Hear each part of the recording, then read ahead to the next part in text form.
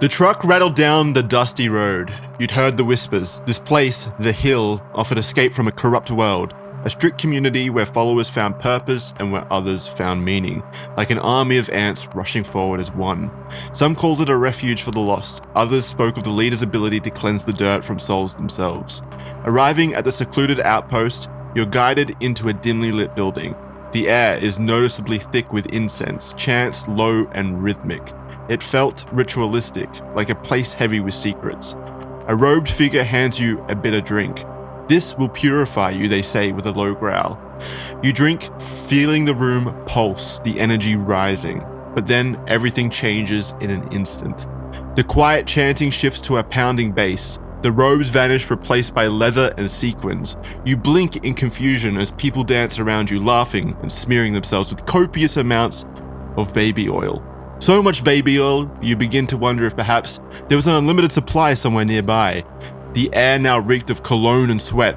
A voice boomed from the back of the room. There, in the middle of the chaos, sits a man on a large white couch, laughing maniacally. P. Diddy. A neon sign above him flashes, "Welcome to the freak-off."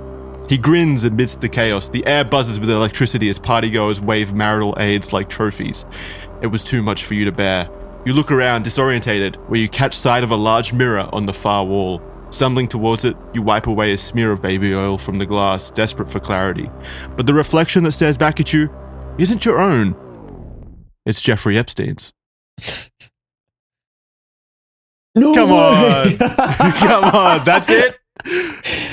No way. I was expecting more. Come on. I was like, that was going to keep going on. I did what you wanted. I made it Jeffrey Epstein. You know what? You did. You know what? Yeah, I liked it. Right. I'm not a hater. I thought it would keep going. No, I can't go further. I can't go further on the Jeffrey Epstein train. That's how all of them should end. Just you are Jeffrey Epstein.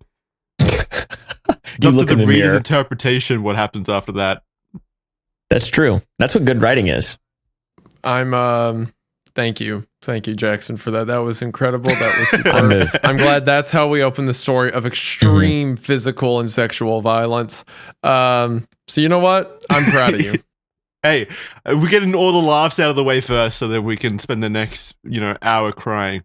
And now Caleb will not laugh. Not once. Oh my God, bro. System. I didn't know this was this. I didn't know this was what this was about. You're not. Are you not familiar with this story? I know of it. My girlfriend's talked about it a lot. Yeah, she made a video, right? I think I've seen her video about it. I'm pretty sure. Yeah, I think so. I'm pretty sure she did, but I don't know. I just have a way with just not listening when she's talking. I'm just kidding. She was yapping about it. I don't keep track of that. No, I have a base familiarity, but I'm going to be learning a lot today. I'm the viewer as well. You're specifically talking about the actual topic of the episode, which is the Anthill Kids. I'm sure you know all about Jeffrey Epstein and P. Diddy, both of which have nothing to do with this. Just so people are clear, there's no connection between, as far as I know, the Anthill Kids and those individuals. I mean, there might be. Who knows? Who knows with P. Diddy and Jeffrey Epstein at this point?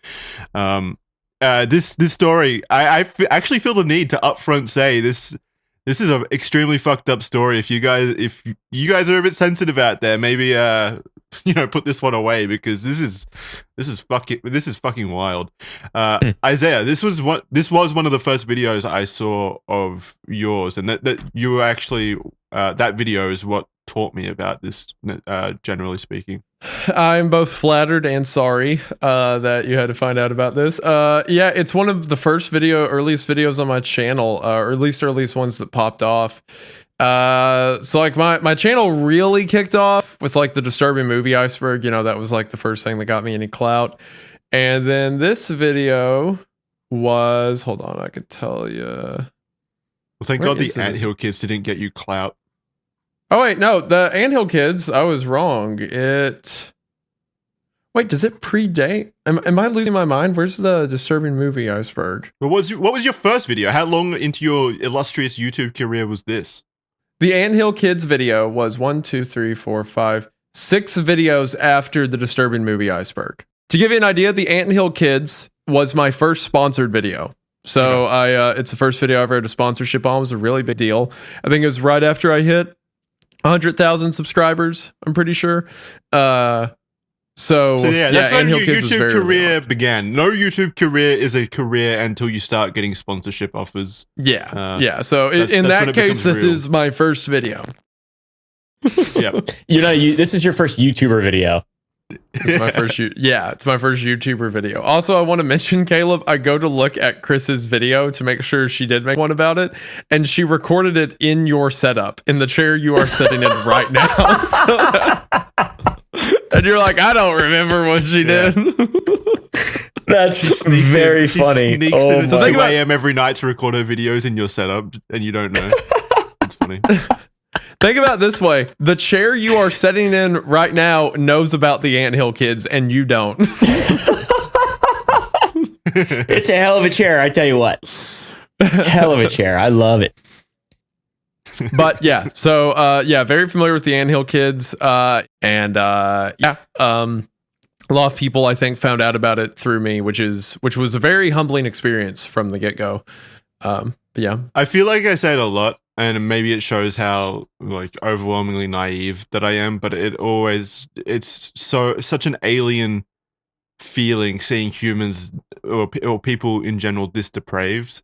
Like Yeah, every time you go in and you see this kind of thing happen, it's like how did this happen in the world? How did someone have this much evil inside them where they act out in this way? It's such a foreign concept. It is genuinely like looking at aliens, which is scary because I feel like it probably is me being like extremely naive, right? Like there is a lot of evil in the world, and I'm probably a very sheltered person, but it's so fucking wild. It fucks with me, like reading it, like reading a book or something. I've been rereading some pretty interesting books with my mom. My mom used to be really big into horror, and just like really fucked up, insane, depraved books.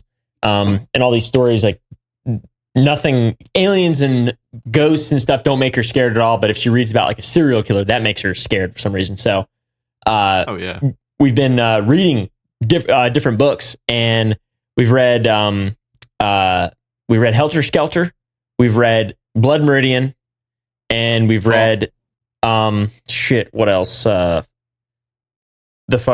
just came in the mail. It's The Skeleton Key, Stephen King, something like that. It's short stories. It's like a collection of short stories. That was her request.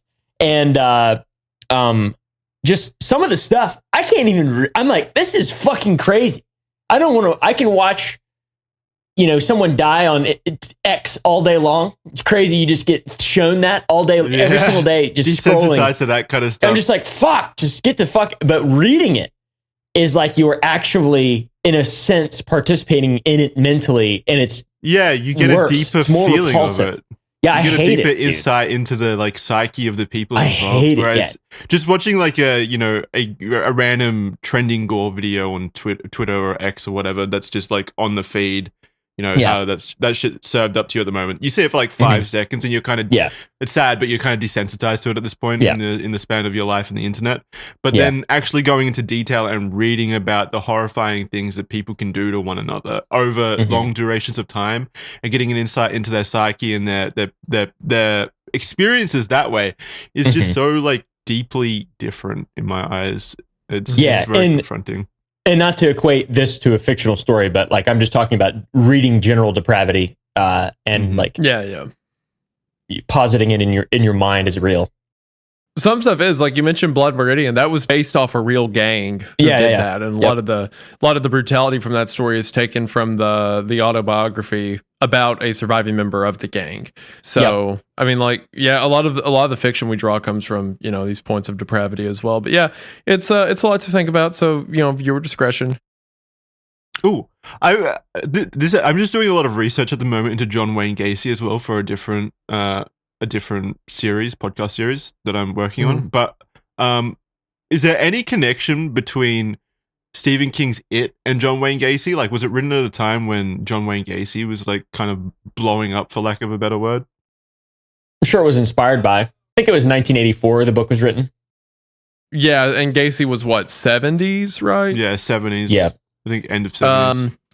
So it came afterwards. So Yeah, there's no direct tie-ins, but I mean, it's hard to argue that there was zero influence because, John Wayne Gacy was like a creepy clown, right? And then a book is written about a clown that kills children, right? I know it's more complex than that in the plot, but that's the front facing. It's a giant turtle, right? Cosmic turtle. Right, it becomes more than that, but the initial attractor is that it is a clown, a creepy clown that kills children. The scary, visceral part is that there's a clown going around killing people, which I feel like is very Gacy-esque. Stephen King is such a fucking prolific writer. Like he will just sit in a room. He's so that I read it for the first time very recently, and I'm sure you guys know the scene that I'm talking about towards the end. I'm speechless. Like how? It's so weird. Yep. Why did he write that? It was a different time, man. No. We were just dudes being dudes. It's just words, man. They're not real. You can't write about child gang scenes anymore because of woke. Yeah, exactly. Holy shit. The 80s was a different time. It's my mom, that's how I started even reading, is my mom gave me a signed copy of It because her sister was Stephen King's neighbor in Maine in like the 90s. And so like that was one of the very first books I read, and my mom she took that part out, or like don't read chapter 22. Yeah, just skip over it. Exactly. It's so funny. It's crazy. It's like I get art is art. You should be able to write about whatever you want, etc., etc. But like, I think it says something about the author if you include something like that without there being any direct real purpose or need to include it. It really felt like such a weird inclusion into an otherwise good story and good book. Very weird. It's a great book. That part's weird. Stephen King is a weird pointless. Guy. Just pointless. There's like it felt like such a tonally weird choice. You'd have to be looking really hard for that part to make sense as to why you would add it. Any kind of level of sense. Yeah. So weird. Yeah. It's anyway, like there was camaraderie already fairly well established, guys. I think they. Okay. We get it. Yeah. Exactly. That was the point where they became mature adults or whatever. They all love each other. They're all friends. Yeah, we understand, brother. Holy fuck. Point of it, if I remember right, was like they had to lose their innocence, right? They had to grow up or whatever. I would have rather them done literally anything else. I'd rather them do drugs, beat up each other, get into a fight, do your taxes, something. Just literally anything else other than what happened. Anything else in the world. But Isaiah, it's a coming of age story. I would rather them evade each other, just like cannibals, just like tore each other every day. I'd be like, Lord of the Flies. That gets the point across. I'd rather them go full Lord of the Flies than what Stephen King said happened. And then let's remember that these characters are still friends afterwards and friends for the foreseeable future, which is so weird. Imagine being friends with like a group of people that you ran a train with when you were younger while you fought an alien clown. So fucking weird. Yeah, it's weird. Stephen King, you weirdo. That was absolutely drug fueled or something. Yeah, coke fueled for sure. But most of his books are. But P. Diddy, Jeffrey Epstein, Stephen King's It series, all things not connected to the Anthill Kids. Right. Totally not relevant. But this, it just shows how much we don't want to talk about the Anthill Kids. Really, it's fucked, man. But. Yeah, I guess we should start. Real quick though, the show notes are in the description below if you want to see our sources for the research and stuff. This document and script was created by my girlfriend, and it's her birthday today, so a very big happy birthday goes out to her on the show. I'm sure she'd appreciate hearing that, and a big thank you to her for writing this as well. She does fantastic work that we very appreciate. Happy birthday. Thank you. Birthday. Thank you on her behalf. I will collect her birthday wishes. They're mine. Deliver them. No. This episode was brought to you by AG1, so you can check out the description if you'd like a free bottle of D3K2 and 5 free travel packs. More from them later on in the show. Big thank you to them as well. slightly more important than my girlfriend and her birthday. So thank you to AG1 for that. Yeah, who wants to start this? Rock, paper, Not me. scissors. Yeah. I'll take it. I've traveled these roads once before. I'll run it down. You can take the entire document. How about that? I'll do it. No, it's fine. I do it on Creepcast. I read everything, and Hunter just sits there and he's like, "Wow." He just giggles. That's pretty funny. He giggles, yeah. He's just there as an audience standing. All right, just read this first part. This kind of first part gives a pretty good prelude to it. All right, so it was the late evening of September the 28th, 1978. Salon's Waller, a 20-year-old woman, stood on the outskirts of a remote Quebec commune, staring into the dark woods that surrounded her. Behind her, nestled deep in the wilderness, lay the crude encampment of the Anthill Kids, a commune led by a man who once called himself a prophet, Roch Thériault. Roch Thériault? Is that how it's pronounced? I've always said Thoreau. Roch Thériault or Thériault. Thériault. I mean, They get the jokes. Who cares? I don't care to pronounce his name right. Fuck that guy. Yeah, fuck that guy. Raw. Salons, like the others, had once believed in Thériault. His charm and promise of protection lured them in, but what started as a peaceful commune had turned into a nightmare of control and cruelty. Thériault had banned many things, chief among them outside medical help, claiming to his followers that only he had the power to heal. That's a great sign. If someone says that only they have the power to heal, fuck modern medicine. That is usually that's a very good sign, actually. Mm-hmm. You should trust He him. probably knows what he's talking about, and you should trust that guy. Yeah, especially if he lives in a commune in the woods. Yep. That day, he decided to perform a divine surgery on Salons. Strapped down, she faced no medical aid, but only horror. By morning, Salons was dead, but the story does not end there. What followed, and indeed preceded these events, is one of the most horrifying stories of individual depravity that has existed. Before we talk about that, though, we need to talk about Thériault himself. Ooh, Caleb, I think you can take this part. There's nothing really egregiously fucked up here. He's ugly. This guy's real funny looking.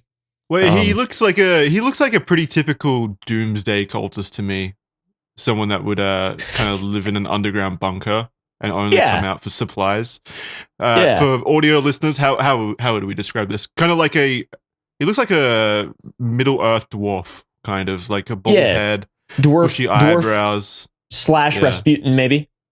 Yeah. Oh, yeah. Rasputin's a good one. Very thick beard, like chest length beard. It looks like good skin complexion. I'll give him that. But other than that, he does look to be like a very unhinged individual. Yeah, he looks receding hairline, obviously, all the way back.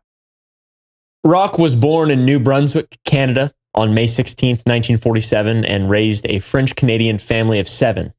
Roch has said that he was abused by his father as a child, but there is no actual evidence of such events. While often described as quite intelligent, Roch dropped out of school in the 7th grade, claiming to suffer from a stomach ailment, and he began teaching himself the Old Testament of the Bible. He grew up in a very Catholic household, and at this point in his life was still entrenched in this religion. He had at this point developed a fascination with apocalyptic prophecies and the idea of a vengeful God from his interpretations of religious texts.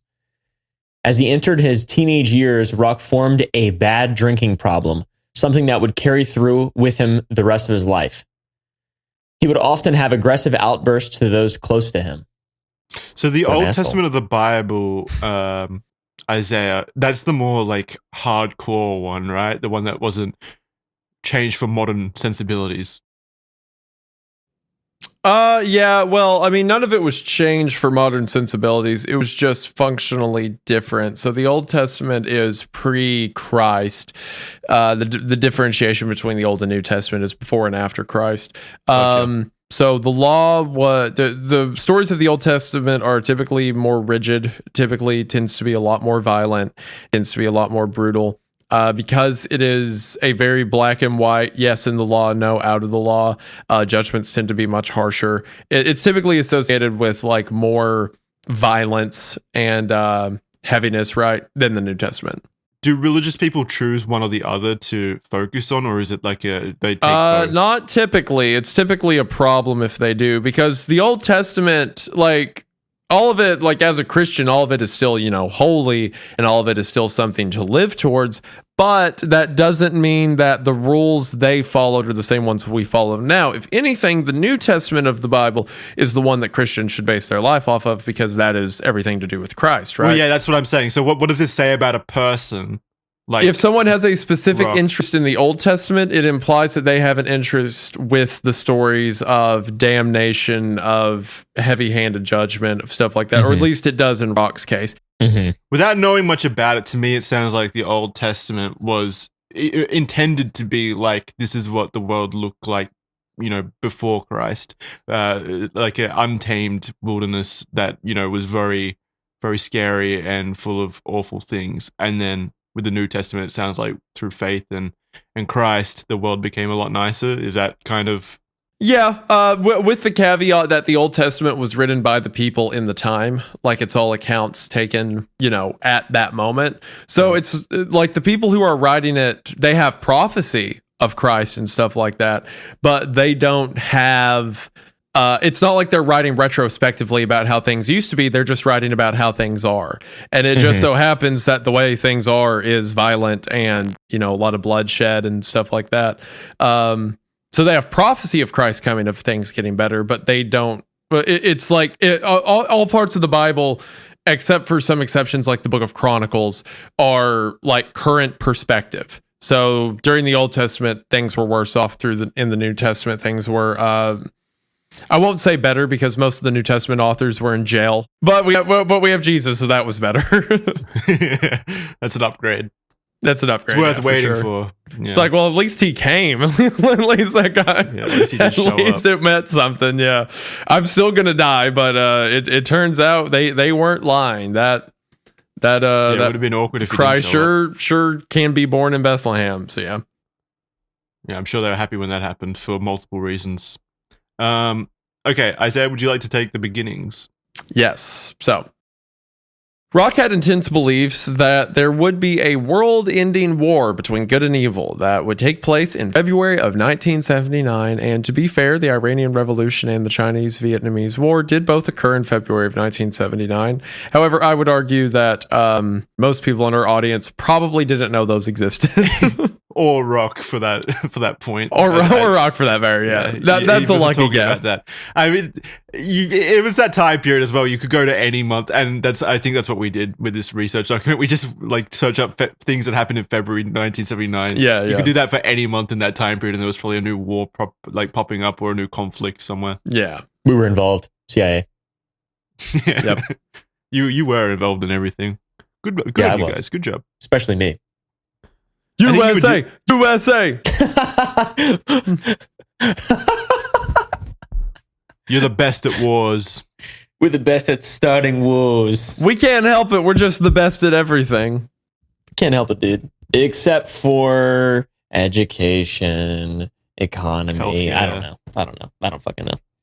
Roads. I feel the best, and that's all that matters. No one's, brother. No one's ever had an economy like ours, so we're number one at what we do.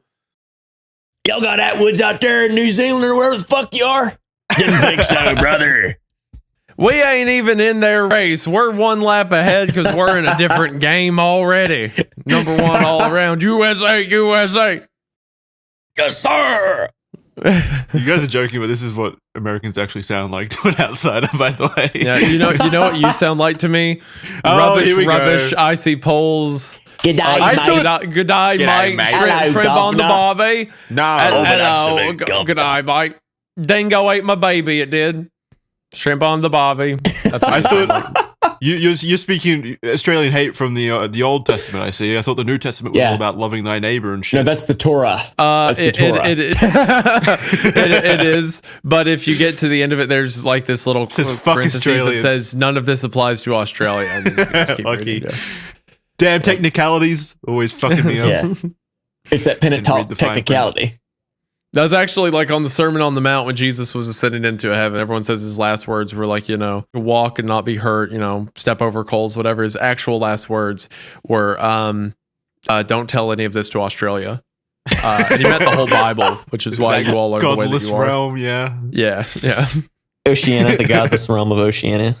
Mm-hmm. Yep. What you don't know though is he's up there in heaven right now, chowing down on some icy poles. So we won him over eventually. We got him.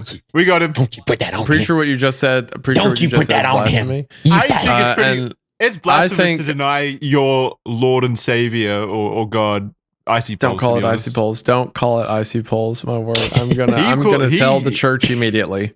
Kill the heretic.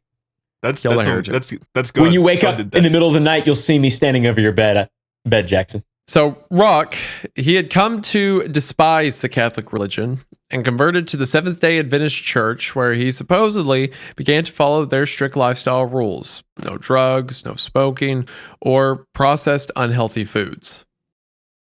That sounds healthy. That's probably good. That's a healthy life choice. No alcohol, no drugs, no smoking. Most Seventh-day Adventists I know are very traditional about that stuff. Isn't vegetarianism kind of common in Seventh-day Adventism as well? I'm pretty sure they're very big clean eating. They're very they're similar to like Quakers, I believe, in a lot of their dietary stuff. And I know that vegetarianism is a thing seen in some Quaker communities. I'm pretty sure. Yeah, it's all about clean eating and stuff like that. Yeah, it's weird since you usually associate like vegetarianism and veganism with alternate lifestyles, people who aren't necessarily religious but more like spiritual, I guess, in other ways. Yeah, that's who I usually associate it with, not religious people. Religious people I usually consider more traditional and, brown meat eaters. Deep fried. Most of the time you're right, but when you get into some offshoot religions, there's different beliefs and stuff. There's a lot of crossover between stuff. I think you might be conflating Christians with the stereotype of the Southern South, the American South, is what you might be doing. Yeah, probably. Amen, brother. You're right. You're absolutely right. Don't you forget it. The cities are usually godless, realms of despair. Whereas, I do feel like, the South and those kind of rural areas are more religious, right? Is that a misconception? I don't know. Well, they call it the Bible Belt, like the area through like Southern Appalachia and stuff like that. Yeah, that's what I mean. It is stereotypically Christian for sure, but Christian influence exists all over the country. The country's 70% Christian, 67%, something like that. But it definitely, like, it is more culturally believed to be a Southern thing. So there's a lot of people conflate the two a lot. Yep, fair enough. It's weird. Vermont, Maine, and Massachusetts and New Hampshire are the least devout states in the country. Are they all city states? I believe it. Have you ever met them? Cities? Yeah, it's just like it's very. Those areas are quite rural, outside of maybe Massachusetts and Vermont, but it's just like all old rich people. It's got a lot of like farmland and stuff outside of Boston, of course, and the coast. Yeah, are they like the northern states, like on the Canadian? Yeah, they're north of the Mason-Dixon line. Maybe its proximity to Canada equals less religious, belief. Canada is also a British, it's not, but it is a European, how do I say this? Canada is a French, European settled area similar to Australia. It's part of Great Britain until 1985. Exactly. And you could say like, well, isn't the United States that? Yeah, no, we shot all those people. We shot all of those people. Queen's still on the money, bud. We removed any remote level of British influence whatsoever. They burnt our White House down. In 1812. They burned our White House down. Absolutely. You know what? We came back and slapped so hard. Colonel Jackson went down there with his cannons. He sent them back and he sent them back up the rail. So anyway, we have to get through this document. Well, no, I'm sorry. Americans are so friendly. I will sit here and beat up Jackson for hours over being Australian if we don't. And I'll help. Yeah. Just hours straight of like in 1814, we took a little trip. Okay. You big strong Americans ganging up on the small fired our guns and the British kept coming. All right, that's awesome. Continue, please, before I break down into tears. Yeah, so Roch it wouldn't be the first time I've made a Brit cry. Converged to Seventh-day Adventist Church. Utilizing his charm, Roch formed a small religious group of his own, managing to convince several individuals to abandon their families, homes, and jobs to follow him into the wilderness. His initial followers were often people going through personal struggles, those who felt isolated or unfulfilled in their lives, and Roch preyed on their vulnerabilities, offering them a sense of purpose and community. In one instance, he met Giselle, a deeply religious woman from the Seventh-day Adventist congregation, and charmed her into becoming one of his first devoted followers. Roch was evidently very charismatic and had grand ideas about who he was and what he could do as he proclaimed himself a prophet under the new name Moise, which is Moses in French. Yeah. It's still, like, we've talked about this so much. It shouldn't surprise me at this point, but it still does surprise me just how capable people are of, recruiting people to go do these things, like strip all senses of their identity, their jobs, run away from their families and stuff. It takes a special skill to be able to do that, or those people need to be in such horrible conditions in the first place for that to be, an interesting offer. I just try to put myself in their shoes, and I try to do that a lot. Like, I'm imagining some guy coming up to me in the street, and not that it would happen this way, obviously, in this situation, but like telling me, like, I got a commune out in the woods. You should, ditch everything and come join me. And me saying yes to that sounds so fucking foreign and not right. I think just a lot of people don't feel safe or like they belong. And that's really just from what I've learned about cults and this type of thing. And just in general, I mean, like the government, it all even transcends to any sort of like authority relationship. People just want to be safe and to feel like they don't have to necessarily look out for themselves. Not saying that they, it's like a conscious thing people do. But I mean, I want to feel safe. And my mind is different from people who are, who have gone through a lot or, just have had terrible lives up into a certain point, and then they find someone who offers them what they don't have, which is safety, something totally intangible. And it's just like, it makes sense. It makes sense why people get misled. Mm-hmm. Doesn't mean they're stupid or anything. No, absolutely. I don't think they're stupid or anything. It's just, like they must have been in such a destitute position where this guy seemed like a safe figure, I guess. But he was charismatic, obviously. But I feel like they should have an element of safety in their lives where they don't feel the need to look outward. And I think it was like a situation where these people needed someone to lead them and someone to follow, basically. Like there's people out there like that need that kind of person in their life. Like you said, I think it ties into safety and feeling safe and secure. Mm-hmm. Yeah, I understand it. It's like, I totally get it. It's like some people, I mean, I don't know if you guys have ever just felt like you're never, like you don't have that option to feel safe. It's like you don't feel safe with just yourself. And I'm not even talking about like being killed or like you're in danger or anything like that, but it's just like you're uneasy and you always have to like keep finding and trying new things to try to fill that, like some kind of gap. Yeah, absolutely. That I get, yeah. People turn to drugs. They turn to, other addictions, just bad things. And then... as a coping mechanism.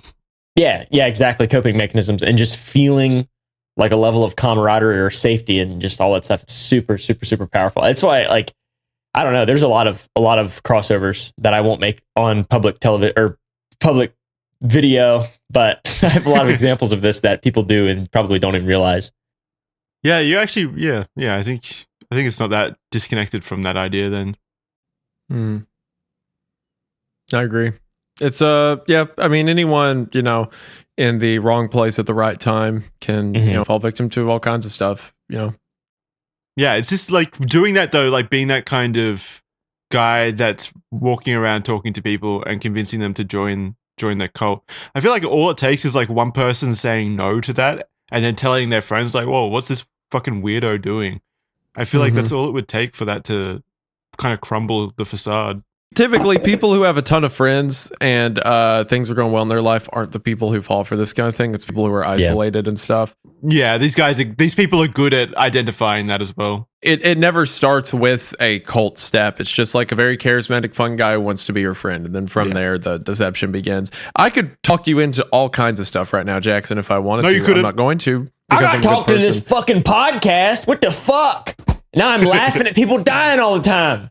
Look at that. Fuck. Look what I did. You talked him into that. You can't talk me into anything. He actually didn't talk me into anything. He's like, I'm on a boat.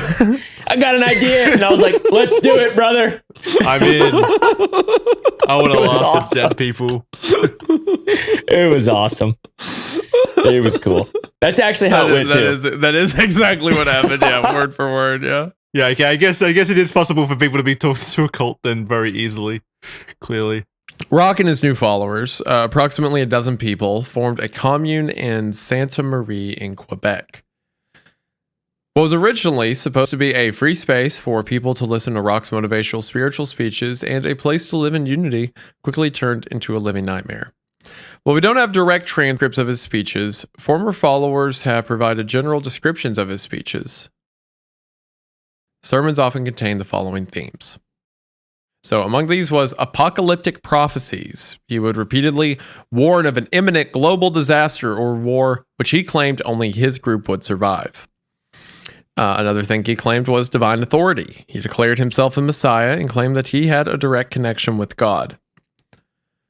Continuing, he claimed purity and self-sacrifice, and forcing people to abstain from alcohol and tobacco. This is like the classic playbook. This is everything. Yeah. And then finally, an anti-Catholic sentiment. So while raised Catholic, Thériault felt, or he came to despise the church and used his speeches to criticize its authority, positioning himself as an alternative for churchgoers who felt disenfranchised and unrewarded for their faith. Yeah, makes sense. I mean, this is at literally every single cult, basically. Yeah, it's all pretty textbook. Abstain from worldly pleasure, divine, like I have a direct line to God. There's an event coming that I can keep you safe from. Yeah, it's typical. I have a direct connection because I, preach purity and stuff, and also the other religions suck. So hang out with me instead, guys. Real quick though, I'm just going to cut in here with a quick word from our sponsors of this episode. And back in, I'll take the next part, Isaiah, because I haven't spoken much yet, and then. We can continue from there. So everyone had to give up all their belongings and were forbidden from contacting their families or other churches. Roch's ever-growing fear of the end of the world continued to build, consistently preaching about how God had warned him of the end. This, of course, made the followers even more anxious and, as a result, more dependent on Roch, of course. They relocated in 1978 to Gaspé Peninsula near a mountain Roch coined Eternal Mountain, which sounds like a super old animated movie or something. It sounds like a kid's movie to me. Yeah, it's like a He-Man kind of. Yeah. After the Seventh-day Adventist Church became uncomfortable with his growing influence, they were like, yo, this dude's weird. He's stealing all of our members. What's up with that? Okay, so Roch was able to afford the land for his commune largely through the financial contributions of his followers. Unsurprisingly, the scam happened very quickly. Many of the people who joined the group were convinced to give up their personal savings and assets. Roch also exploited government welfare programs to fund his lifestyles, encouraging his followers to apply for social assistance, which they would then pull together. Already hate him, like abusing welfare. That's what's his face did that. Jim Jones did that a ton. Yeah, I like welfare systems for people that need welfare, but good God, I hate knowing that. Like, but call me controversial, but I don't like welfare systems when they're being abused by a malicious cult leader. I'm only brave statements on this podcast. Mic drop, dude. That's my platform that I'll run on. Stealing people's money is bad. I don't care about stealing. Well, I do, but like knowing that taxpayer money, like my money. No, that's not. I'm not saying stealing the taxpayers' money. I'm saying stealing money from your congregates in your own private religion is bad. Yeah, Roch didn't do much good. Let's put it that way. Not a fan. Take Bozo. Since many of the Anthill Kids followers had children, they were able to collect welfare payments and child benefits from the Canadian government. Roch kept tight control over the funds, using them to purchase land and supplies for the commune. Money was always tight, somehow still, and they earned what little they had by selling baked goods and crafts on top of that.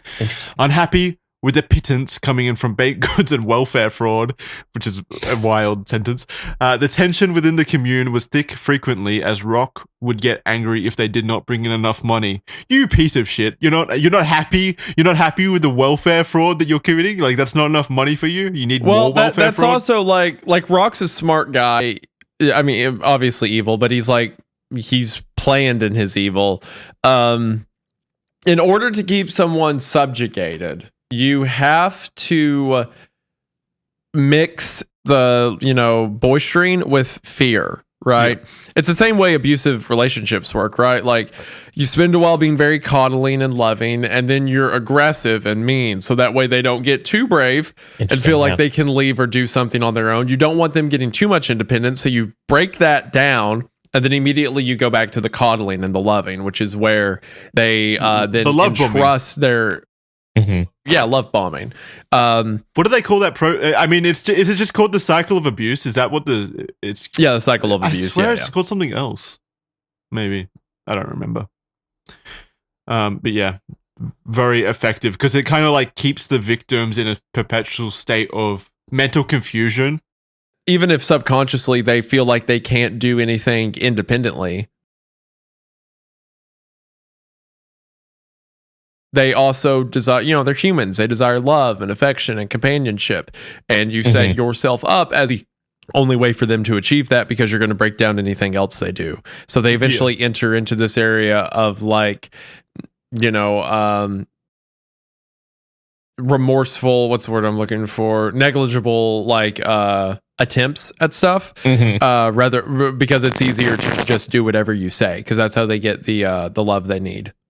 Yeah.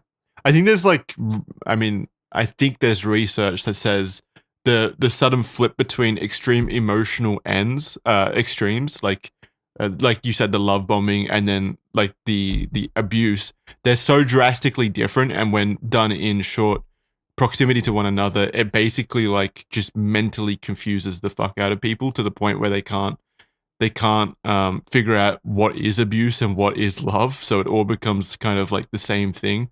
And it's just completely brain breaking, which makes sense. People are weird. People are weird. That's what I'm taking away from this, guys. Am I right? Yeah, brother. There we go. Okay, so the exploitative aspect of the cult began immediately at the new compound, with Roch spending his days relaxing, sipping on Mai Tais, sitting on a bench, as he would watch on as his now devoted followers started to build their little town from scratch, like ants working tirelessly on an anthill. In fact, that's where the name itself of the cult was born from. Roch likened their work to that of ants, constantly busy, industrious, and building. Roch ordered his followers to engage in endless, grueling manual labor, often for no clear reason other than to keep them exhausted and compliant. One example of this was his demand that the group continuously dig and build even when it wasn't necessary. They constructed their commune in the wilderness, which were obviously untamed conditions, and he would regularly have them clear the land to build and rebuild structures over and over again. The followers were essentially forced to work endlessly. Calling them his ants and preoccupying them with menial and physically demanding but ultimately meaningless tasks was in of itself a tactic. His goal was to break down their sense of independence so that they would be easy to control and manipulate. I mean, yeah, if you're doing like physical labor all day, you're not going to have any energy to put up like a mental shield basically against these manipulations. I'd be so tired. Mm-hmm. Yeah. Physical labor is will breaking, genuinely. Yeah. I feel for people who work very difficult, tough jobs. Yeah, and then you hit your 40s and 50s and your body is broken from it as well. Sucks. Yeah, my dad's a farrier, so like that's like a fucking difficult job. And I think I definitely attribute my work ethic to that, just like how tired he was all the time. It's like I totally understand that's Yeah, that's fucking crazy. That's actually a unique tool to use to tire people out, to just be able to kind of control them and take power over them. It's weird. Totally makes sense though. Yeah, it does. Yeah, not an envious position to be in, that kind of day-to-day manual labor aspect. I spent so much of my life waking up tired.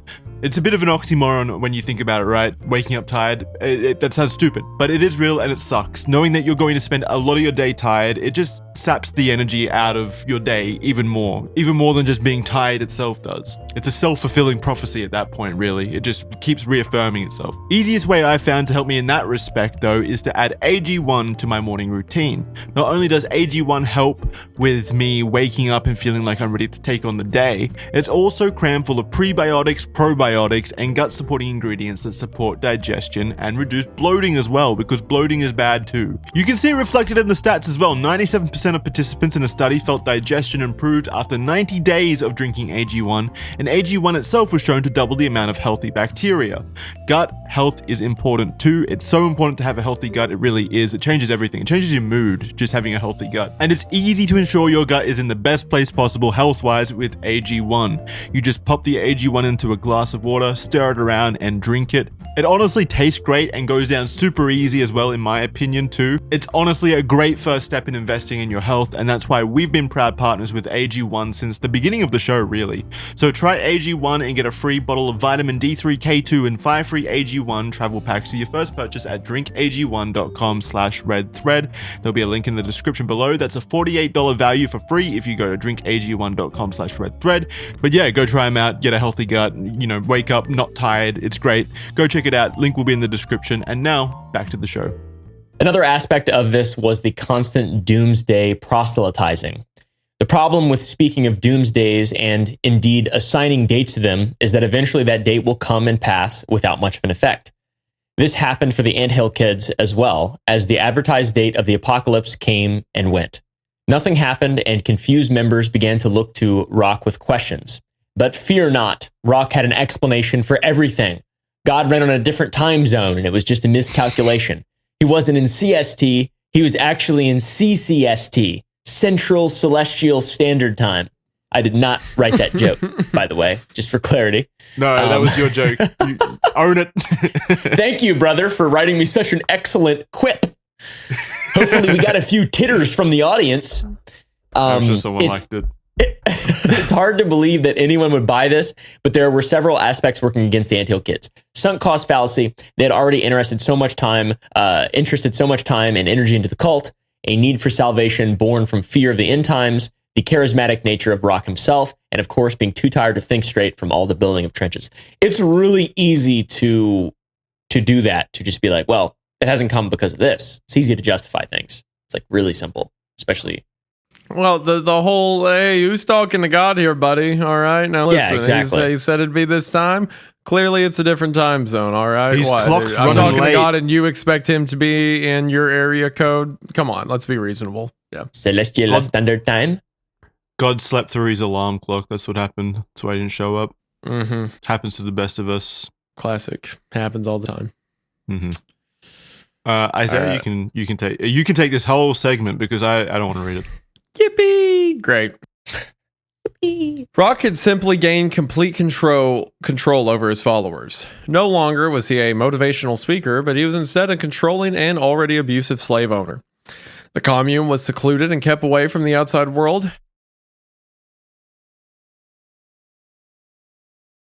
No one was allowed to talk to each other without Roch's permission or his presence. Wanting to grow the group, all of the women were told that they had to marry him and provide the cult with children. In the end, Roch had 8 wives and 23 children in total. Every cult leader does the same thing. It's always, I have to get them. You don't get them pregnant. I get them pregnant every time. Yeah, that's the classic. Yep. His followers were stripped of their identities, and they all wore the same style of tunic, representing unity and equality among the group. Due to no one speaking out against Roch, with it being impossible to do so, there was an element of groupthink where no one wanted to act out of the norm in fear of ostracization. Ostracization. What the fuck? Ostracize? Ostracize? Ostracization? Ostracization. Yes. Yes, there we go. I just needed a minute to figure It's all that good. one. It's a big word. It's all good, bud. Right, yeah. These all Tennessee boys, I don't think more than two Ostrich. syllables at a time. Ostrich make a great sandwich. I ain't never seen an ostrich that big, I tell you what. That's funny. Roch used this to his advantage and was very quickly willing to push the line further and further. There was no line, by the way, with Roch. Spoiler alert. This guy Yeah. did not believe in lines. Roch told his followers that any punishment he inflicted upon them was simply because God told him to do it. He would spy on them, and if someone wished to leave, they would be punished by being beaten, hung from the ceiling, and having individual hairs plucked from their bodies. Oh, In some cases, Roch would even defecate on them. Around 1980, there were approximately 30 to 40 members of the Anthill Kids. In 1984, they relocated out of Quebec to Burnt River in central Ontario. Roch wanted to purify members of their sins and believed that the only way to do so was to beat them. Efficient and expert psychological manipulation, isolation from society, emotional and psychological dependency, religious and apocalyptic subtext, and a growing dependence on the group for basic needs. These were all reasons why it was possible for a group of 30 to 40 adults to be willing to let a grown man defecate on them frequently and beat them relentlessly. And then there's a few pictures here of him sitting on his throne, which looks like a very comfortable, plush, giant white seat. The robes are basically just like red skirts, it looks like. Kind of like Tibetan monk kind of aesthetic. Yeah, I wouldn't be surprised it's really if Roch's interesting was a looking. different color, because that sounds like something, something a cult leader would do. Yeah. But yeah, they're all just it's like he has his own like ancient harem around him at all Yeah. times. Psychopathic and unchallenged aspects of Roch became bored by the same activities that once brought him the serotonin he craved. There's no limit to his depravity. Under Roch's rule, members of the Anthill Kids were forced to abuse each other and themselves. He would present them with sledgehammers for them to break their own legs. Ouch. He developed, or already held, a disturbing fascination with amputations, which manifested in his punishments as he would cut off toes, or even amputate the limbs of his worshippers for perceived slights. He would degrade them by making them eat dead mice and their own feces. Cold months, followers would be made to sit outside naked while being whipped and beaten, or brought in to sit on lit stoves, burning themselves. The abuse didn't just come from his hands, as he forced them to inflict physical and psychological pain by shooting and taunting one another. No individuals were spared, not even the children. As Roch would sexually and physically abuse the children, he had a desire to turn cult members against each other often, and in the case of the children, would make them throw rocks at one another during punishments. What was he born this evil? What do you think? Do you think he developed it over time, or are people just born this way? I mean, it's a question of nature versus nurture. What causes it? I think in most cases it's a combination of the two. He probably had some pre-existing status of his mind that made him very eager for the suffering of others. I don't think there's ever a case of someone being purely nature or purely nurture. So like you're born with the capability of it, but if the nurturing is maladjusted or whatever, then it's possible to turn out this way. But you have to already have the sometimes maybe if it's enough terror that happens to people, maybe people who aren't predisposed to it at all can become this length. I don't know. It is a cruel world, and cruel things happen. I think people can give themselves to. I think we are beings of free will, and people can turn themselves over to as much evil as they desire. And if you never put the brakes on it, I think things like this can happen. Roch would sexually abuse and manipulate members of the commune. He would put tight rubber bands around the testicles of the men and then cut them off. Oh, fuck. Why? Members were prostituted in exchange for basics such as meat and milk. It would not be an understatement to say that Roch was potentially the cruelest person to have ever inflicted evil upon this earth. Living with him must have felt like being on a knife's edge, never knowing what would set him off and what punishment would be delivered. One child, a newborn baby, was left outside by their mother, Eleazar Lavelle, in an attempt to hide them from the abuse of their leader. The baby ended up dying from the freezing temperature. Another baby also shared the same fate. It's the baby of Giselle and Jaquise Giguier was placed outside in freezing temperatures as punishment for crying in Roch's presence. I think that's pronounced Jack, like Jack. Jacques. Yeah. Jacques. Yeah, Jacques. Probably. Yeah. The name of the father. Yeah. The manipulation has to be overwhelmingly strong. I mean, already with everything that we've talked about in terms of the acts that he's committing, obviously these people, the participants, or the unwilling participants, were so mentally brain broken at this point that it's just crazy to me that even like the maternal instinct of protecting, a child, your own child, was completely gone. Yeah, that's crazy. Yeah. Just the mental state that those people must have been in to where that's like a logical thing. Yeah. And in the same cult, you have someone who would rather kill their child. Yeah, I guess that is. It's interesting how the human mind breaks. I can break in different directions. In a weird and extremely depressing way, like that may have been the maternal instinct at play of like this is actually protecting you from a lifetime of misery. True. Like I don't know. I don't know how the brain in that position can justify that. But this happened over a short period of time, right, Isaiah? This happened over like 2 years. 1979. The entire cult was long, but them being at this last compound, I think, was only 2 or 3 years. It was very short. Okay. Because they were at that last one in Quebec or wherever the first one was. They were there for a while, like a decade. Mm-hmm. And here, when things got really intense, I think they were only there for a couple of years. Yeah. Okay. So wasn't this intense until the last point? It was intense in like the yelling and the shouting and the meanness or whatever. I don't think any deaths happened, and I don't think any mutilations happened until, if I remember right, until they got to this last location. That's when it seemed to kind of, I think Roch kind of realized, he had ran his course. He had convinced this group of people. He could do anything. Another detail to mention is the reason they left that last location is because Roch got arrested. I think it's for tax evasion. It was some minor thing. It was like tax evasion or disorderly, or I can't remember. But he was in jail for a while and his cult stuck around with him. But now, like, a guy who has a criminal record can't have any influence in the local community. So they go, set up a mountain in the Canadian wilderness. Roch realized at that point that the jig was up, like, you're not getting any more people in the cult. You're not getting any more power.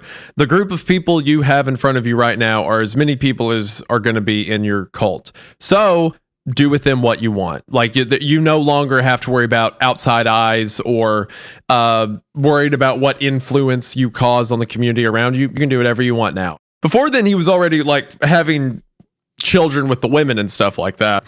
But it got lethal at this last community, I believe.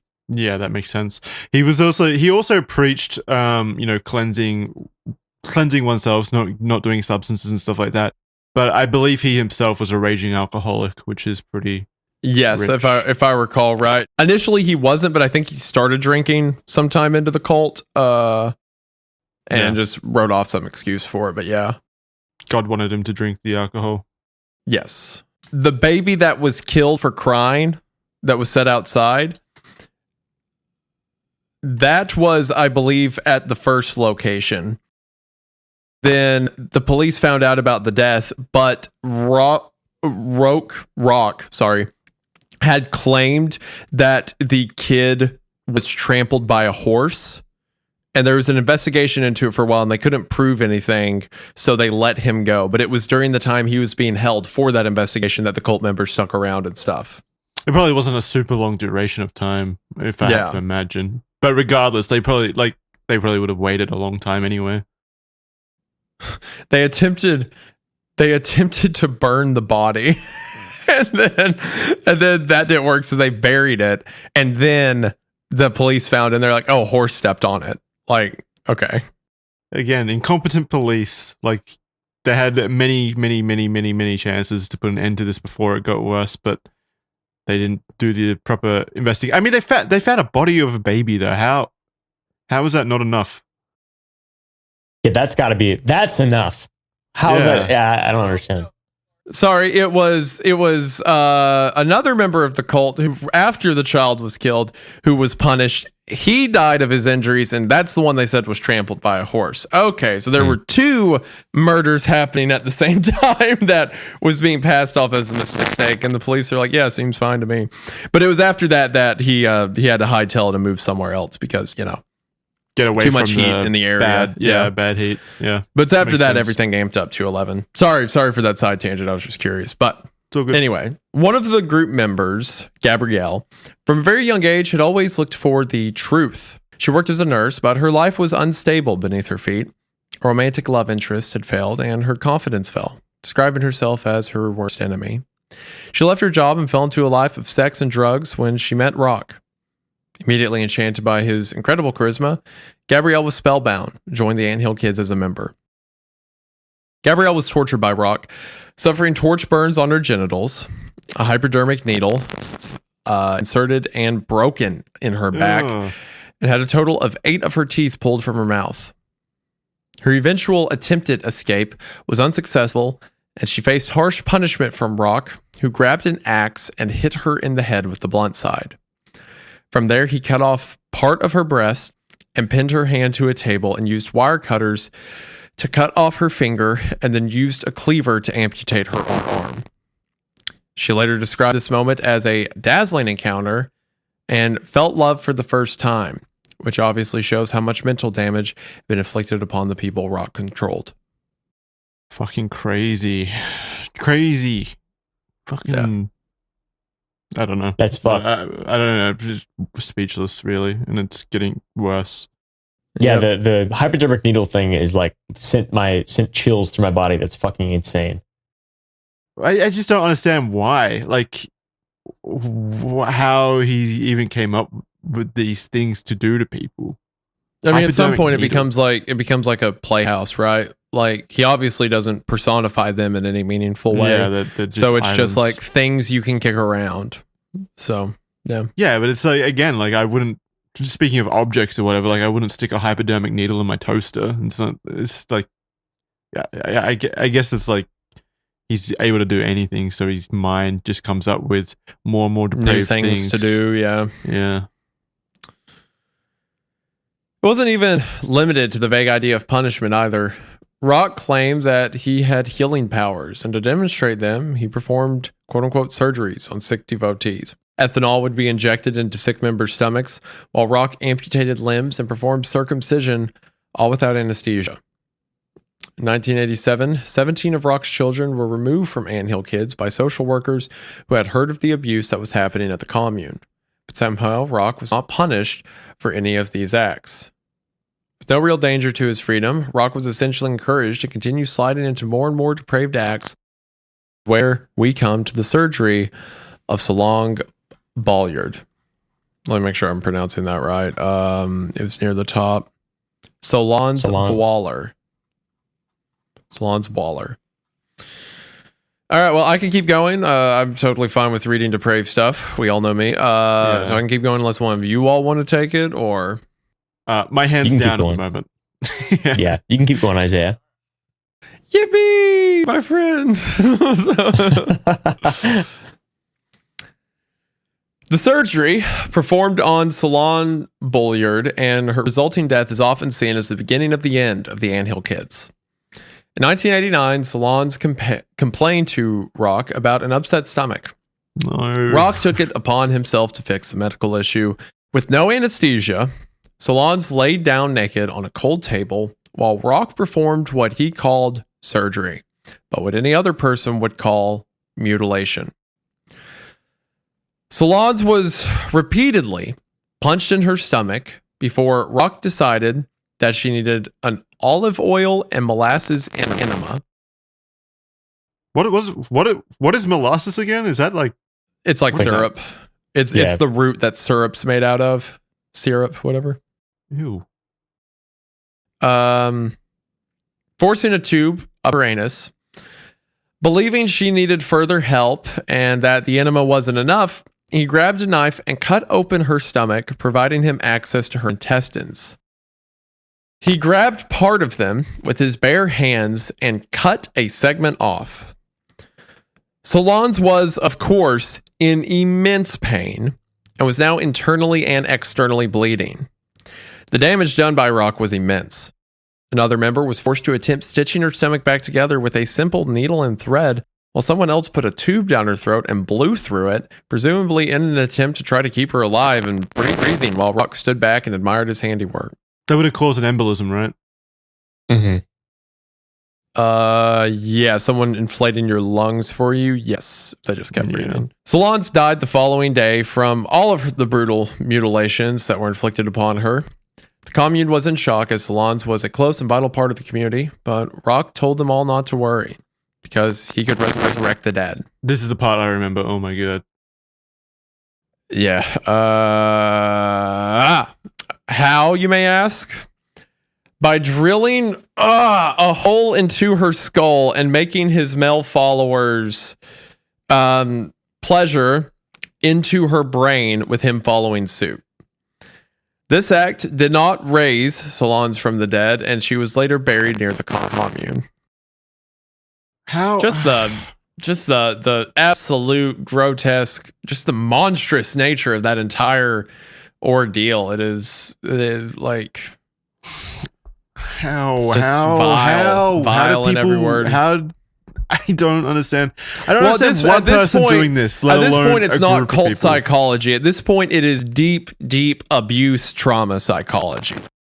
People who are constantly afraid and scared and like victims to this guy at all times, whose just brains are broken, right? That's how they get to that degree.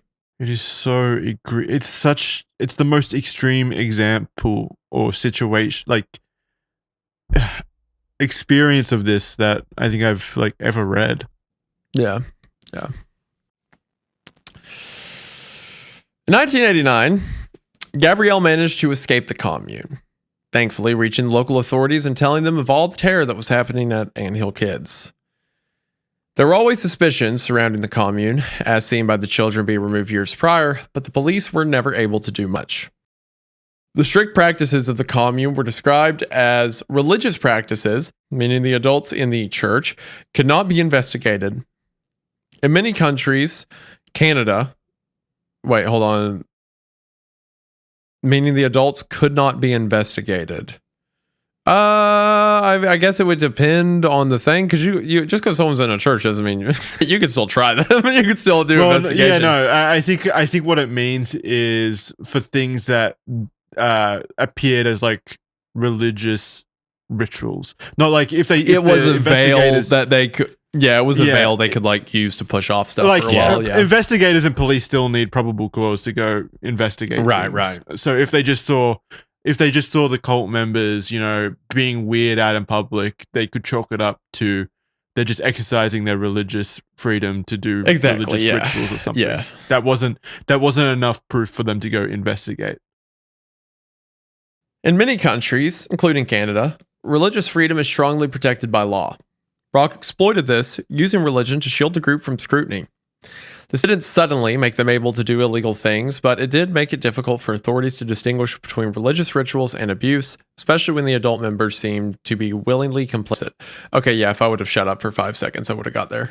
It's still I mean, it still completely is confounding to me that they, like, because they saw the state that the children were in when they went and took them away and things like that. How is that not enough probable cause to conduct an investigation? I'm sure there was an investigation, but the main issue, I mean, it's the same thing that happens in abuse cases, because at this point, Roch wasn't like killing people on operating tables yet.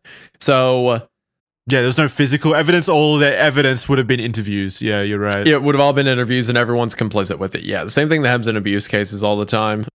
So you can't really convict them. Like, I'm sure every cop in that town assumed that it was an evil cult and this guy needs to be stopped. But legally, there wasn't a lot that could have been done. There should be like vibe laws where if we all collectively decide, if we all have the same vibe, yeah, that's weird. That's enough proof. I believe they had something like that. The ancient Greeks, I believe the term was mob rule. We already have mob rule. Let's just fucking use it for bring it back for old time's sake. Some frontier justice. I mean, yeah. The location of the anthill kids also made it difficult to near impossible for the police to monitor anything suspicious, and no outsiders would be near enough to see anything to report.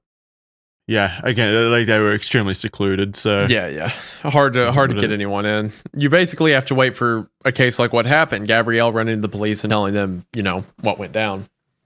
Yep. Now that the police had Gabrielle's testimony, the door to investigating Roch and the anthill kids was left wide open.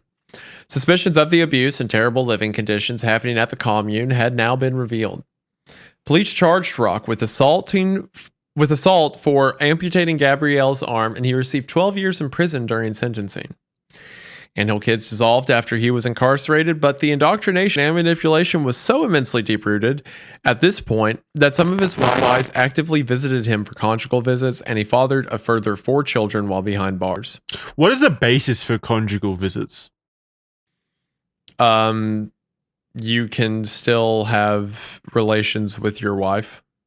Yeah, but like, why? They're in jail. Fuck them. Like, yeah, but I mean, like, wrong. Okay, not everyone who goes to jail is a man eater. In Roch's case, yes, sure, but like, if I right now was to go to jail for tax evasion, marijuana, tax evasion, a crime that none of us care about, right? Yep. It's like I would still like to touch my wife. Sometime in the next 5 years, right? Not everybody in jail is evil. Yeah. I get that, but this guy is. I feel like there should be a limit. Like, you need to. Now, most of the time, he was charged with assault, right? I don't think, which he was guilty of, but I don't think they have him on. I don't think you can get conjugal visits for like murder.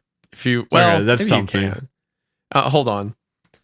Can you? I think it varies state by state as well, right? In America. Prisoners convicted of violent crimes, sexual crimes, or child abuse are often denied conjugal visits. Well, that would make sense, yeah.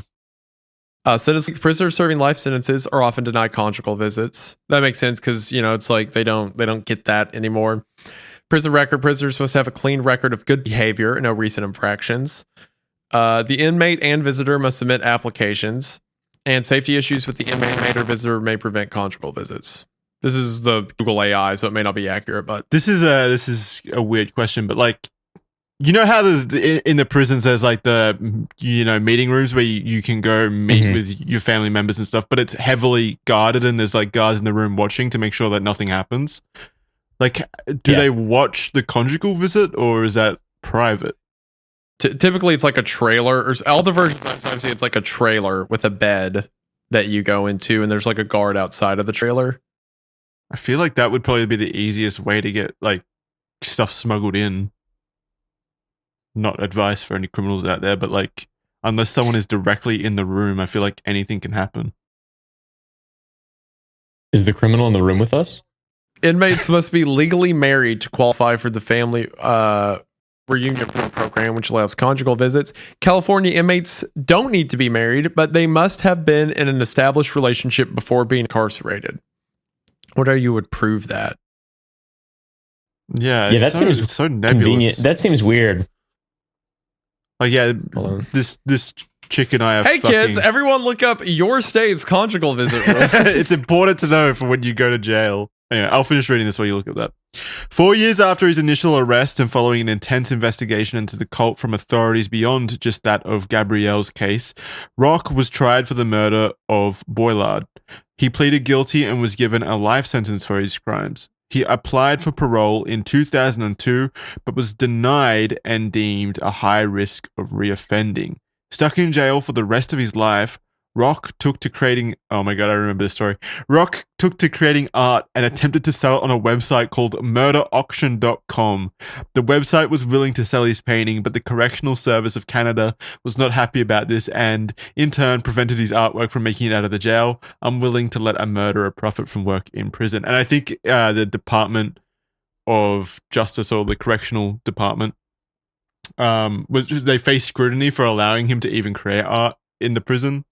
And like seek money for that, which probably I don't know. It's still weird to me that people are willing to like pay for art from these individuals in the first place, as well as using a site called murderauction.com.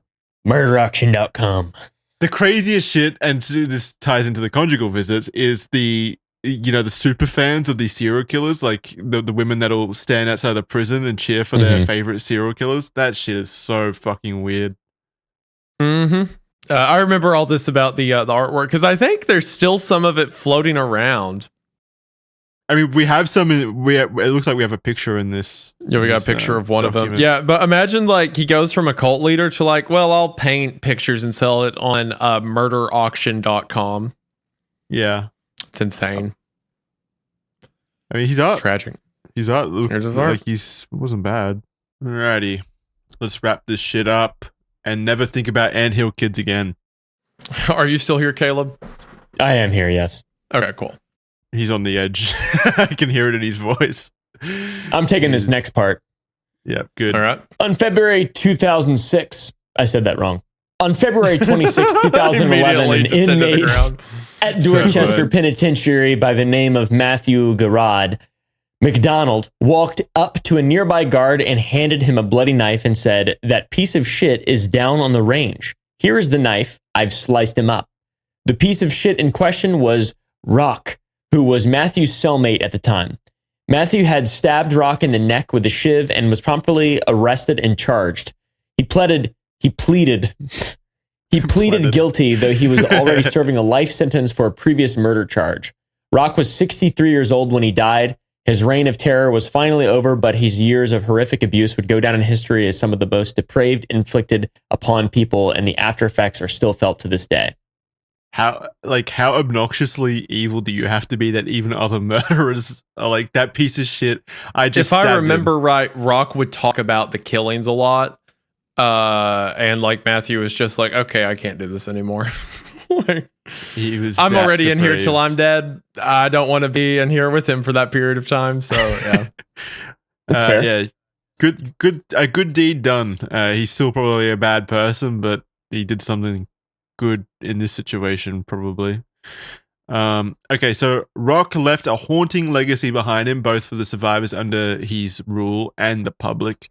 Years of severe psychological, physical, and sexual abuse, along with emotional manipulation, left deep, lasting scars. Many members suffered from PTSD and struggled to reintegrate back into society after the cult disintegrated. Yeah, I wonder what that's like, going from a cult back to society. And reacclimatizing to like how society functions. I don't know. Yeah, it's gotta be crazy. I can't even comprehend it. It's crazy. For years, they had relied on Roch for direction and had been stripped of their self-worth and identity. This is something that does not come back easily, but slowly. To continue the allegory from before, it was like the queen ant of their hill had been killed and they were left directionless and empty. You guys ever seen like an ant colony without their queen, where they just fucking stand around moping? They don't know what to do. It's like that hive mind is gone. The story of anthill kids inspired books and documentaries. Most notably, Gabrielle wrote her own memoir called L'Alliance de la Brebis, which translated to Alliance of the Ewe. What's the EWU? How do you pronounce that? It's like a female lamb. Yeah. Is that you? Am I saying it right? Yeah, you. Yeah. Okay. Gabrielle used her voice to raise awareness of the long-term effects of psychological abuse, in addition to how deep the depths of depravity can reach with a person as evil as Roch. And the quote, so this is the description translated from French to English of the book. When the crimes committed by Roch, known as Moses, whatever the French word for Moses is, against the members of the sect he led were revealed, the entire country shuddered in horror. Gabrielle Lavallee was one of his victims. After a hell of 12 years, from which she emerged with one arm and several teeth missing, she delivers a moving testimony in The Alliance of the Sheep. The mention reserved for adults on the back cover should not be taken lightly, because certain passages of this true story are truly unbearable. Much more, in fact, than the scenes from the film that inspired the story, which is Moise L'Affaire Roch Thériault, with Luc Picard in the title role. Beating, stabbings, cold extraction of healthy teeth, surgical interventions on the kitchen table, circumcision, amputations, evisceration. The sheep of the mad pastor were definitely treated to the worst. I'm sure that is a harrowing read. I haven't read it because it's in French, but I'm sure it's, absolutely excruciating. Mm-hmm. Gabrielle has spoken recently about the power of forgiveness. Somehow she has forgiven Roch and what he did to her. Despite everything she went through, she is happy now and able to trust others and has moved on and become a stronger person. Understandably, her relationship with Faith became rocky. At first, questioning why she and the other women of Ant Hill Kids were forced to bear so many children and why they were treated the way they were. Unable to accept that a world with God would let that happen. But she managed to reconcile her faith and relationship with the church. She's now happily married to a real man of God, quote, and spends her time speaking at Quebec high schools as an advocate and motivational speaker. And this is her quote on forgiveness. Quote, I'm alive, so I'm going to live it happily. Without forgiveness, it's impossible to heal. Forgiveness frees us from our bonds. I even prayed for his conversion. How do you guys feel about that? It takes such strength to be able to do that, but I also... I don't think I would be capable of it. That's a woman of faith right there, I'll tell you that. I'm not capable of it. I mean, like, forgiveness is a one-sided poison, right? Or sorry, not forgiveness. Hate is a one-sided poison, right? Like, if you hate someone who's wronged you in some way, chances are they are not thinking about you at all, right? So it's not like you hating that does anything. And in like situation like Roch's case, he's dead, so he's definitely not on the path to any self-improvement, right? So instead, all Gabrielle has, she has this hate that can just make her a bitter person, make her bitter at the world, bitter at God, as she said. There's a difference between forgiving someone and trusting someone again. There's plenty of people that have wronged me who I have forgiven, but I'm not going to put myself back in the same situation that, I was wronged the first time, right? Or you're not going to advocate for them or things like that, I'm sure. Exactly, yeah. I do, like, fool me once, shame on you, twice, shame on me. I'm not going to let myself be fooled again.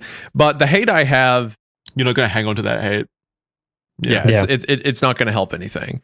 And hearing her say that, it goes a long way. To me, it sounds less like forgiveness when you describe it that way and more kind of just accepting what happened and moving on from it. Acceptance is a part of it, but even then, if you accepted what happened, you can still hate the person involved, right? Like, say someone has trauma from an individual. They can come to accept that trauma and still despise the person that was responsible for it. I think forgiveness is the step after the acceptance. Forgiveness is the step where you don't feel content. You don't want to see that person lose. She said she prayed for his conversion to Christ, which is incredible, which is, something I've only heard out of very few people. I remember, I won't say the name so that doesn't get harassed or this brought up anymore. There was a pastor back home in Kentucky who, when I want to say I was 16 years old. His son and his daughter-in-law were murdered by a guy. They were renting out a house to this dude, and they went to his house. The other went to collect rent or do repairs or something, and the tenant murdered both of them. So it's a pastor whose son and daughter-in-law was murdered, and I went to their funeral, and he got up there and preached on forgiveness about how, even as Christ looked at the people who murdered him and said, Father, forgive them, they know not what they do.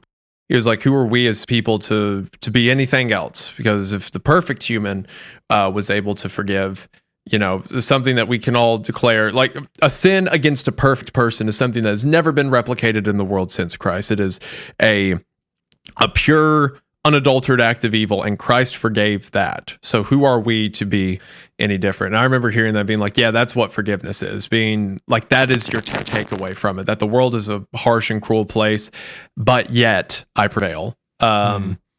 I think that's something that is rarely seen, and it's really encouraging to see people like Gabrielle who managed to pull that out of it. I think that's what forgiveness is. I think it's a step after acceptance.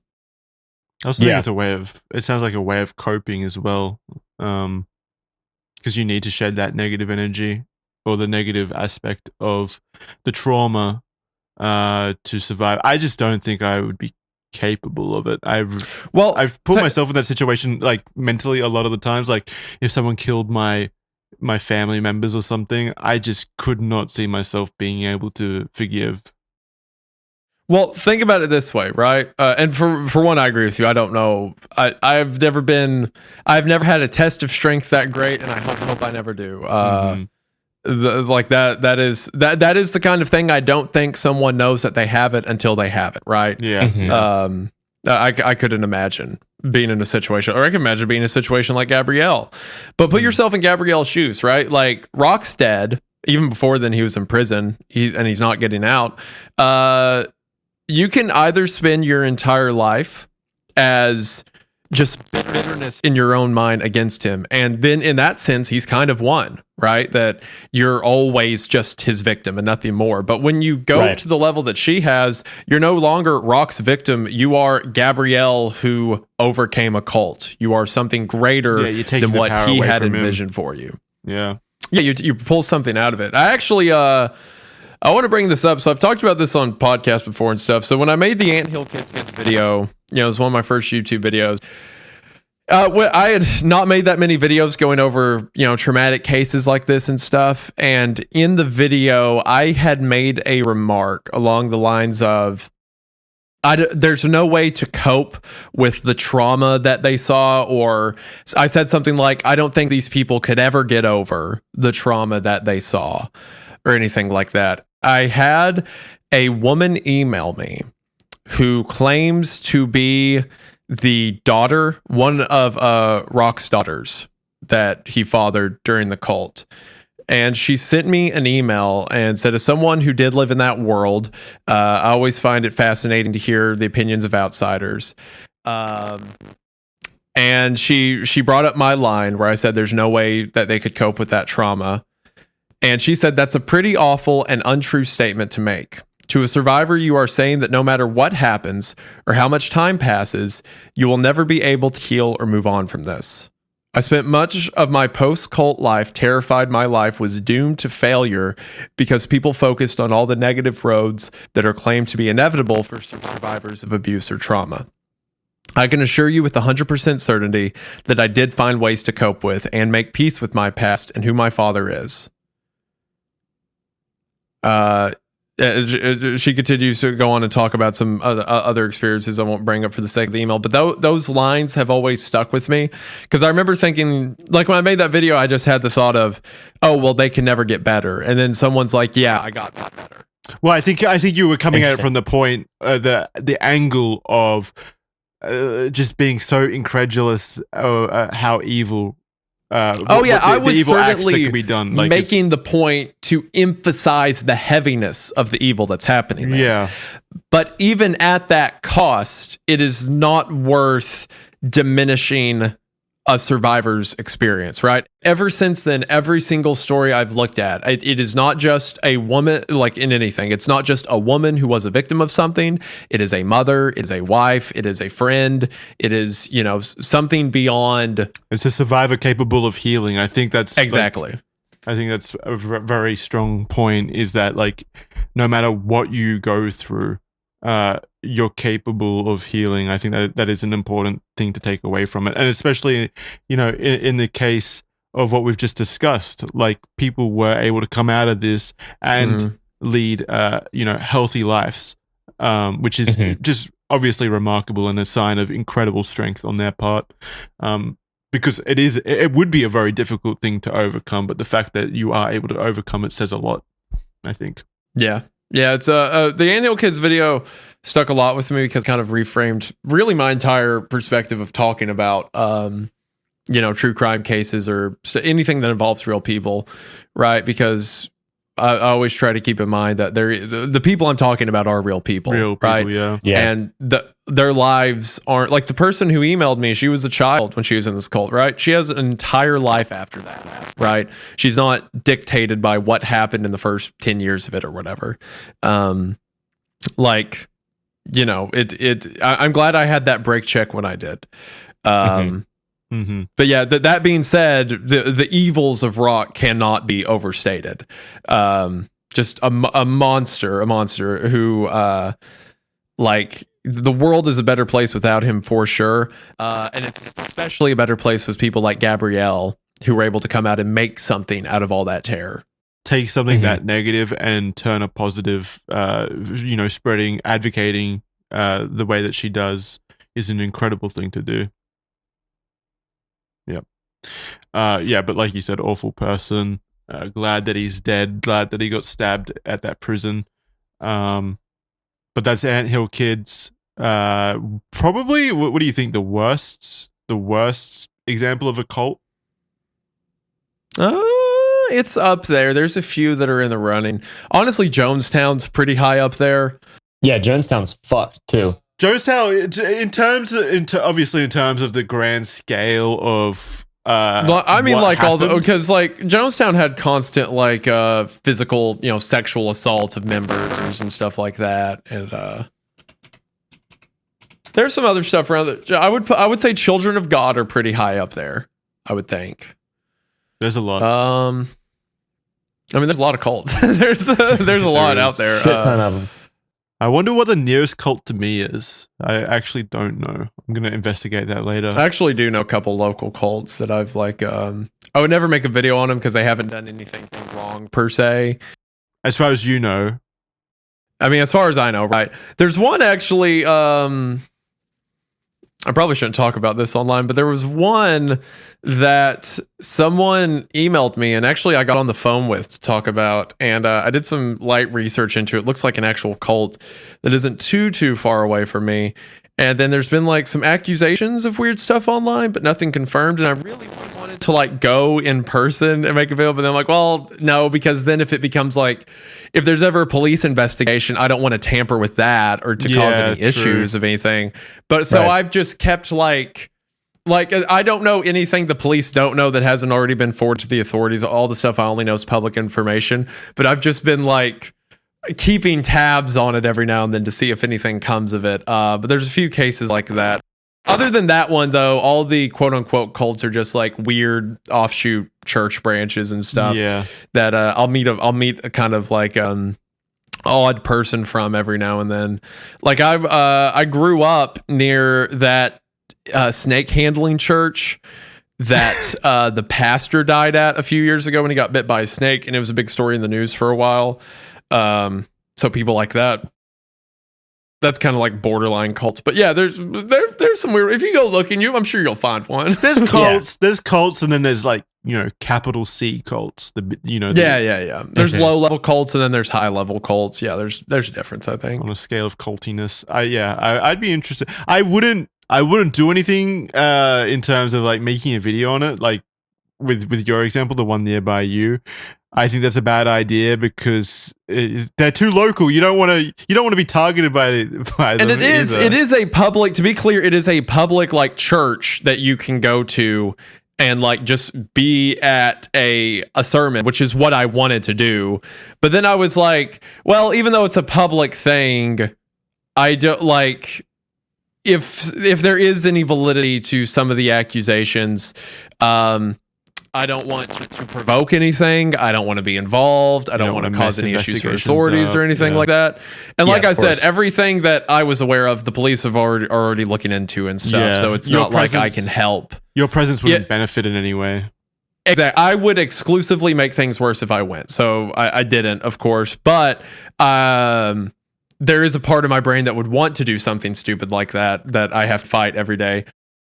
Is it the desire to like break the story or something? No, not to break the story, just to see. I don't have a desire to break the story because the story's been broken. It's been in like local news stations and stuff like that. There's a part of me that wants to see, in my head, it's like, oh, I know this stuff about it. Maybe the evil stuff's real, but because it's not like apparent, because there's not like court trials about it, it's not something that can be confirmed. It's like, for example, if the Anthill cults happened, if all that went down when I was nearby, I would want to see Roch get arrested. I would want to see the final moments of it and stuff like that, just because Like I've been asked before, like if a serial killer was on death row and I had the opportunity to interview him, would I? Absolutely. Because there's something about like that level of evil and depravity. It's like, I want to see it. But in a situation that's like ongoing, it's not worth me complicating anything that's going on with it. So I wouldn't. So is it just curiosity, or like what are you describing there? It's a level of curiosity. It's a level of, how do I describe it? I guess morbid fascination in a sense of just like, it's strange in my mind that people are that evil and they're just out there, right? Like, you know, going about their day, doing stuff. Fair enough. I don't know. I just feel, I guess morbid fascination is the best way to describe it. Probably, yeah. And like, if like this cult I'm referring to, if it ever came out like they got arrested, the trials happened and stuff, I would 100% make a video on it. But until I am 100% positive that something I say publicly would not, you know, invalidate any accusations, criminal stuff, whatever, I'm not saying anything. But, especially as a YouTuber, if you make that public and then people start, oh my gosh, could you imagine? Yeah, absolutely not. And also not just from a publicity standpoint, but also just like, you know, if there's abuse happening at a place and then people don't see justice because I talked about it too early, I could not live with myself. That would be a nightmare. Yeah. Yep.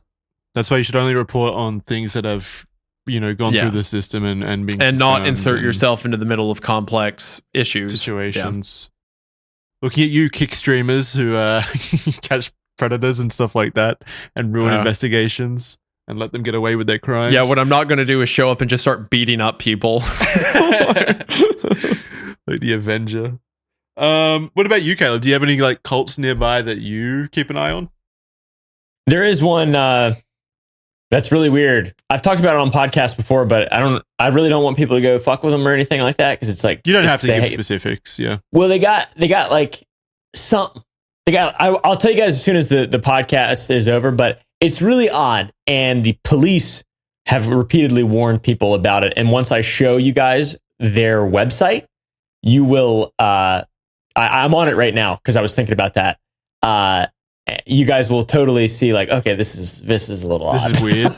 So wait, the police are warning people about the existence of this, let's say, group. So I bought, yeah. The police have warned me about having unguarded women in a certain area. Whoa! What the fuck? Whoa! Now I don't. What the now, heck? To be fair, I don't know if it could be. I'll give away anything. I'll give away more if I say that. Okay. Yeah.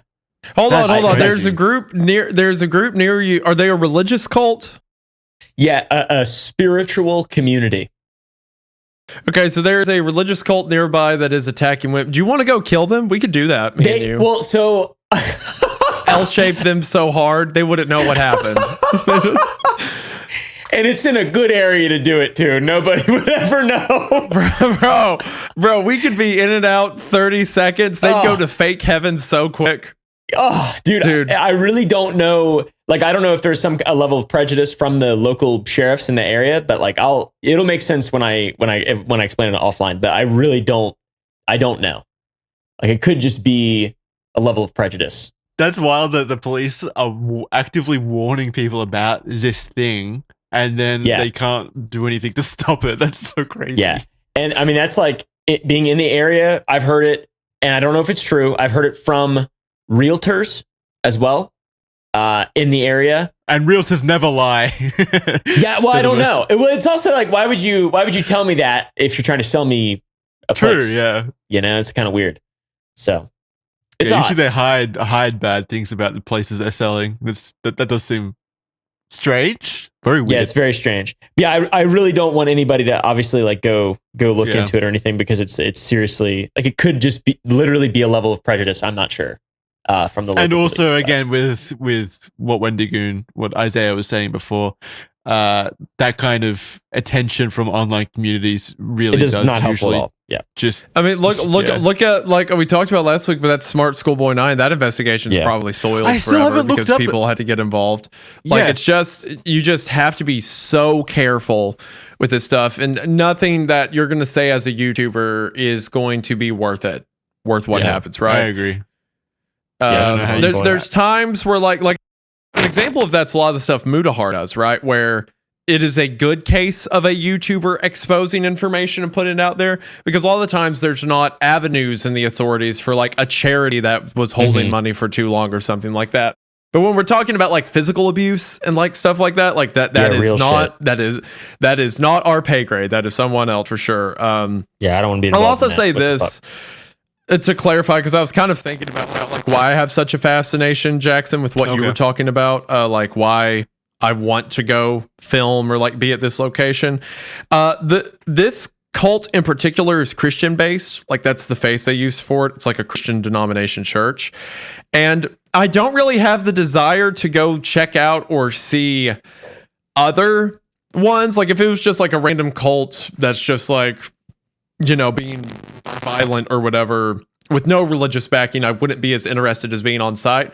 But I think I just have a special hatred for people that use like Christ and Christianity as a front to do it, that I just, it makes me like personally angry in a weird way of like, I want to see them get what they deserve. I want to see it happen, which is some malice in my own heart, I'm sure, that I probably need to confront. Need to work on, But I have this bitterness that I want resolved, seeing people use like Christianity, something that you love, particularly your whole, religious and spiritual system, the thing that you believe in, taking that and adjusting it for something that people think is evil, perhaps, or exactly, yeah. Because like, I mean, good things.